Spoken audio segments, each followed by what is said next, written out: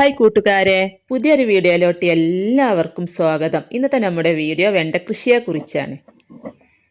നല്ല രീതിയിൽ തന്നെ വെണ്ടച്ചെടിയിൽ നിന്ന് നമുക്ക് വെണ്ടക്ക വിളവെടുക്കാനായിട്ട് ഞാൻ ചെയ്തു കൊടുക്കുന്ന കുറച്ച് കാര്യങ്ങളാണ് കേട്ടോ ഈ വീഡിയോയിൽ പറയുന്നത്.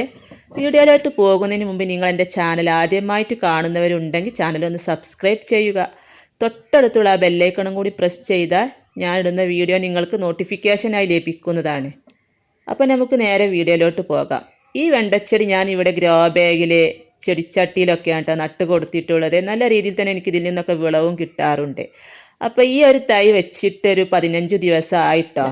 നല്ല രീതിയിൽ തന്നെ അടിവളങ്ങളൊക്കെ കൊടുത്തിട്ട് തന്നെയാണ് ഈ തൈ നട്ട് കൊടുത്തത്. അതായത് കുമ്മായമൊക്കെ ഇട്ട് മണ്ണ് ട്രീറ്റ് ചെയ്ത് ഒരു 12 ദിവസം കഴിഞ്ഞതിന് ശേഷം അതിലോട്ട് വളങ്ങളായി ഉണങ്ങിയ ചാണകപ്പൊടി, എല്ലുപൊടി, വേപ്പിൻ പിണ്ണാക്ക് എല്ലാം ഇട്ട് റെഡിയാക്കിയതിന് ശേഷമാണ് ഈ തൈ നട്ട് കൊടുത്തത്. അപ്പോൾ അത് നല്ല രീതിയിൽ തന്നെ വളർന്നു വന്നിട്ടുണ്ട്. നല്ല ചൂടായതുകൊണ്ട് വാഴ ഇല കൊണ്ടൊക്കെ പുതയിട്ട് കൊടുത്തതായിരുന്നു കേട്ടോ.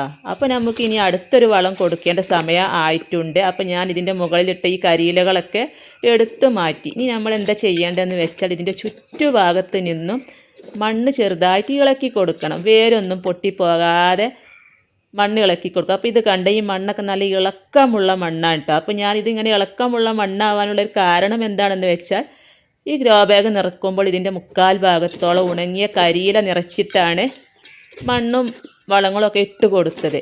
അതുകൊണ്ട് തന്നെ മണ്ണൊന്നും തറഞ്ഞു പോയിട്ടില്ല. നല്ല ഇളക്കമുള്ള മണ്ണിൽ നട്ട് കൊടുത്താൽ ചെടികളുടെ വേരോടാനൊക്കെ വളരെ എളുപ്പമായിരിക്കും. അപ്പോൾ അതാ ചുവട്ടിൽ നിന്നും ചെറുതായിട്ട് മണ്ണൊക്കെ ഇളക്കി കൊടുത്തിട്ടുണ്ട്. വളമായിട്ട് ഞാനിവിടെ എടുത്തിട്ടുള്ളത് ഉണങ്ങിയ ചാണകപ്പൊടിയാണ്.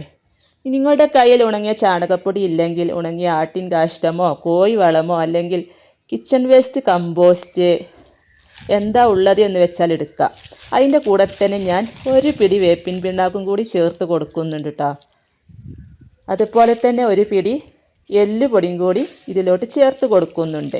അപ്പോൾ ഉണങ്ങിയ ചാണകപ്പൊടി, എല്ലുപൊടി, വേപ്പിൻ പിണ്ണാക്ക് ഈ 3 സാധനങ്ങളാണ് കേട്ടോ ഞാൻ ഇട്ട് കൊടുക്കുന്നത്. ഇപ്പം നല്ല മഴ ആയതുകൊണ്ട് തന്നെ നമ്മൾ ദ്രാവകം വളങ്ങളൊന്നും കൊടുക്കാത്തതാണ് നല്ലത്. ഖരരൂപത്തിലുള്ള വളങ്ങളാണ് ചെടികൾക്ക് കൊടുക്കാൻ ഏറ്റവും നല്ലത്. ഇത് 3ഉം കൂടെ നല്ലതുപോലെ ഒന്ന് മിക്സാക്കി കൊടുക്കുക.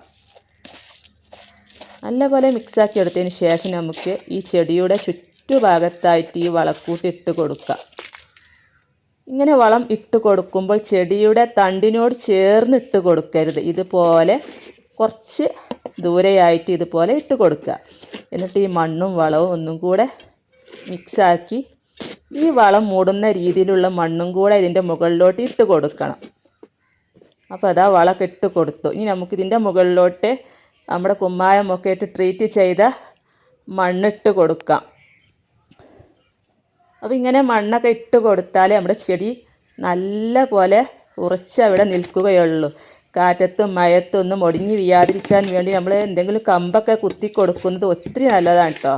നമ്മൾ എപ്പോൾ വളം ഇട്ട് കൊടുക്കുകയാണെങ്കിലും ആ വളം മൂടുന്ന രീതിയിലുള്ള മണ്ണും കൂടെ അതിൻ്റെ മുകളിലോട്ട് ഇട്ട് കൊടുക്കണം.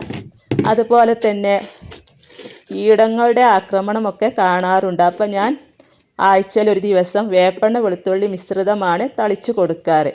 അതുപോലെ പുഴുക്കളുടെ ശല്യമുണ്ടെങ്കിൽ ബിവേറിയ എന്ന് പറയുന്ന ഒരു ജൈവ കീടനാശിനിയുണ്ട്. എല്ലാ വളങ്ങൾ വിൽക്കുന്ന കടകളിലും വാങ്ങിക്കാൻ കിട്ടും. അതൊരു 5 ml 1 ലിറ്റർ വെള്ളത്തിൽ കലക്കി സ്പ്രേ ചെയ്ത് കൊടുത്താൽ മതി.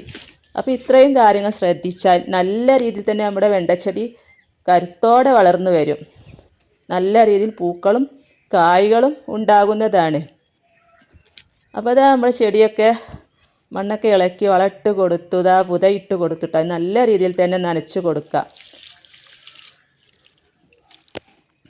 ഇന്നത്തെ വീഡിയോ നിങ്ങൾക്ക് ഇഷ്ടമായാൽ ലൈക്ക് ചെയ്യാനും ഷെയർ ചെയ്യാനും കമൻറ്റ് ചെയ്യാനും മറക്കരുത്.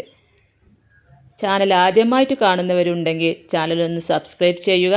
തൊട്ടടുത്തുള്ള ബെല്ലൈക്കണും കൂടി പ്രസ് ചെയ്താൽ ഞാൻ ഇടുന്ന വീഡിയോ നിങ്ങൾക്ക് നോട്ടിഫിക്കേഷനായി ലഭിക്കുന്നതാണ്. അടുത്ത പുതിയൊരു വീഡിയോ ആയിട്ട് വരുന്നത് വരെ വീണ്ടും കാണാം.